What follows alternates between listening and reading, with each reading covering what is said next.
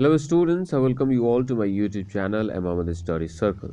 In this session we are going to learn a poem The Fabulous Fabled Silk Road from Ratnasagar English Reader for Class 7 CBSE. So ये जो हमारा poem है वह एक road के बारे में है। एक रोड के बारे में इस पोएम में बताया गया है ना, जिसका नाम क्या है, सिल्क रोड। और यहाँ पे टाइटल का मतलब समझ लेते हैं। फेबुलस का मतलब होता है शानदार और फेबल्ड का मतलब होता है प्रसिद्ध, सुविख्यात, जिसके बारे में लोग अक्सर जानते और पहचानते हो। तो ये जो हमारा सिल्क रोड है वो काफ़ी शानदार है और काफ़ी प्रसिद्ध है। तो चलो इसके बारे में जो कुछ दिया गया है पहले ऊपर इस बॉक्स को हम लोग देख लेते हैं। The historical silk road was a series of trade routes that went across Europe and Asia. कह रहा है ये जो हिस्टोरिकल सिल्क रोड है ना, वह व्यापार मार्गों का एक सीरीज है। व्यापार मार्गों का एक सीरीज है जो कि पूरे यूरोप और एशिया में फैला हुआ है। फॉर ऑलमोस्ट 2000 ईयर्स, कह रहा है कि लगभग 2000 सालों तक, for almost 2000 years the people taking this route not only traded goods but also exchanged the latest ideas, information, art and inventions। कह रहा है कि लगभग 2000 सालों तक जिन लोगों ने भी इस रास्तों पे चला है ना, जिन लोगों ने भी इस रास्तों पे चला है, उन्होंने सिर्फ इस रास्तों पे व्यापार ही नहीं किया है, ट्रेड ही नहीं किया है ना, सामान को खरीदा और बेचा ही नहीं है, बल्कि एक दूसरे के आइडियाज़ को, एक दूसरे की इंफॉर्मेशन को, आर्ट को, कल्चर को और यहाँ तक कि आविष्कारों को भी एक दूसरे के साथ शेयर किया है, एक दूसरे के साथ साझा किया है। Many well-known people in history such as Marco Polo traveled the Silk Road। कह रहा है कि हिस्ट्री में वैसे लोग जो कि काफ़ी वेल नोन थे, काफ़ी विख्यात थे, काफ़ी जाने माने थे, काफ़ी प्रसिद्ध थे, वे लोग भी, जैसे कि मार्को पोलो ने भी इस सिल्क रोड पे सफ़र किया है ना। फ्रॉम और to China and wrote about it. हो सकता है कि वे चाइना गए थे, है ना, चाइना गए थे या चाइना से दूसरे जगह कहीं गए थे, है ना, और इसके बारे में लिखा भी है इन विख्यात लोगों ने। तो हमारे इस पोइट के जो राइटर हैं वो हैं आपका उमा रमन, है ना। तो उमा रमन अपने अंदाज में इस सिल्क रोड के बारे में क्या कहती हैं, इसको हम लोग देखते हैं इस पोइट्री को। तो इसका फर्स्ट स्टेंजा हम देखते हैं। Over mountains and deserts through oasis, इसको हम लोग ओएसिस पढ़ेंगे लोग, इसको यहाँ पे कहीं कहीं पे OASIS भी लिखता है, ओएसिस, है ना। तो चलो इसको हम लोग पढ़ते हैं और इसका जो डिफिकल्ट वर्ड मीनिंग होगा वो भी मैं आपको बता दूंगा। Over mountains and deserts through oasis and markets past cities and towns snake the fabulous fabled silk road.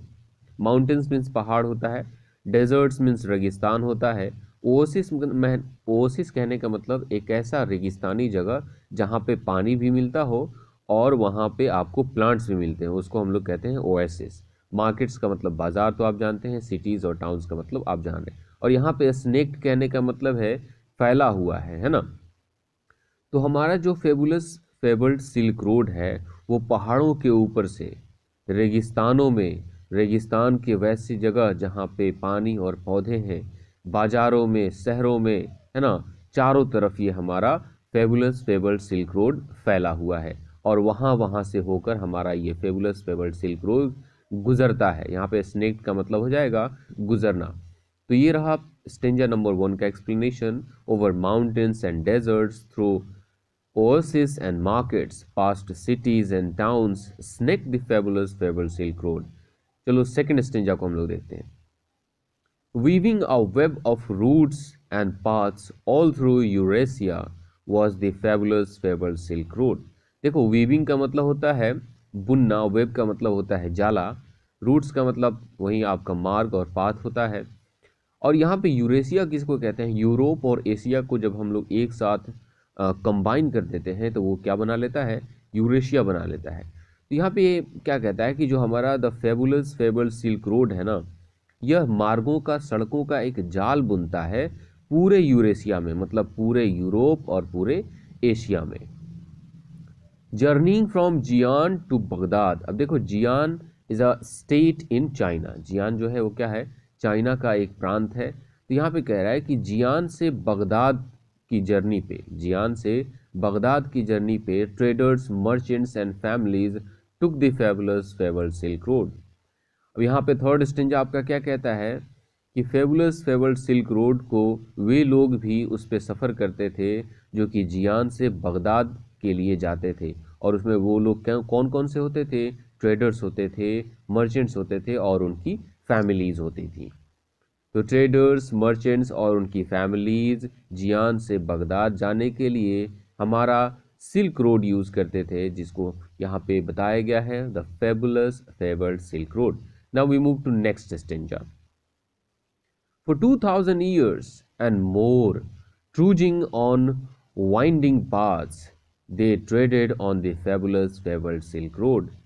कह रहा है कि 2000 सालों या उससे भी ज़्यादा समय के लिए, ट्रूजिंग मीन्स होता है पैदल चलना, यात्रा करना, on winding paths. Winding path कहने का मतलब घुमाव भरे हुए रास्तों पे, है ना।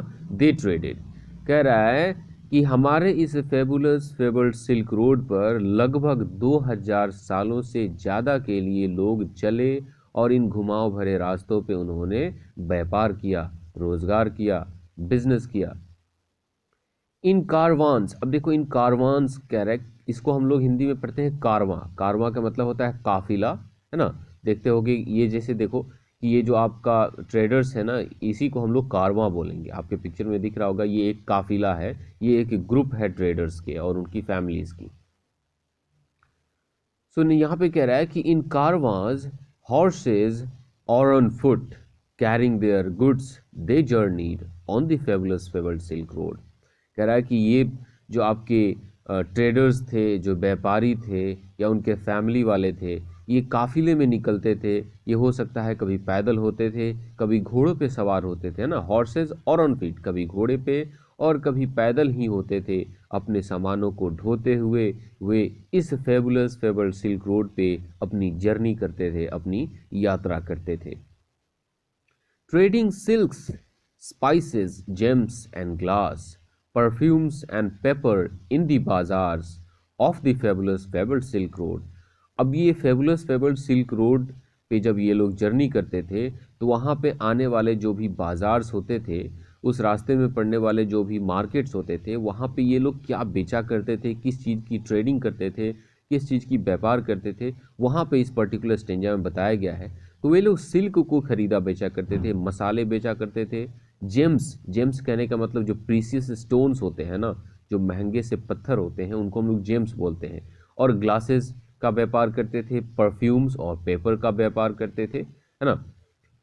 ओके, नेक्स्ट स्टेंजा को देखते हैं। Passing cities with lilting names, passing cities with lilting names, Turfan, Khotan, Kashgar, Samarkand on the fabulous fabled silk road. अब देखो यहाँ पे ये जो नाम दिए गए हैं वो काफ़ी राइमिंग भरे हैं।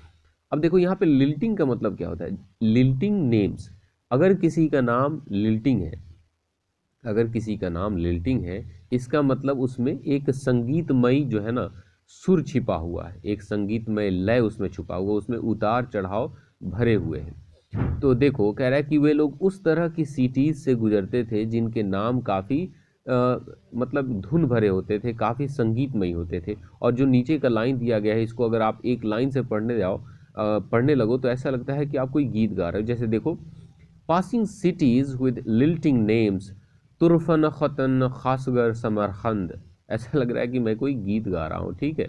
On the fabulous fabled silk road. Okay, now we move to next stanza and the last stanza for this poem. Then back they went with their goods through cities and towns, over mountains and deserts, on the same fabulous fabled silk road। अब यहाँ पे बताया गया last stanza में हमारे poet Uma Raman के द्वारा कि जब ये लोग व्यापार करने जाते थे सिल्क रोड के ऊपर सफ़र करके, तो फिर वे लोग उसी सिल्क रोड से भी अपने घर पे वापस आते थे, अपने जहाँ से वे लोग गए होते थे वहाँ पे वापस आते थे। कैसे? अपने सामान को लेकर। Then back they went with their goods, अपने सामान के साथ वे वापस आते थे।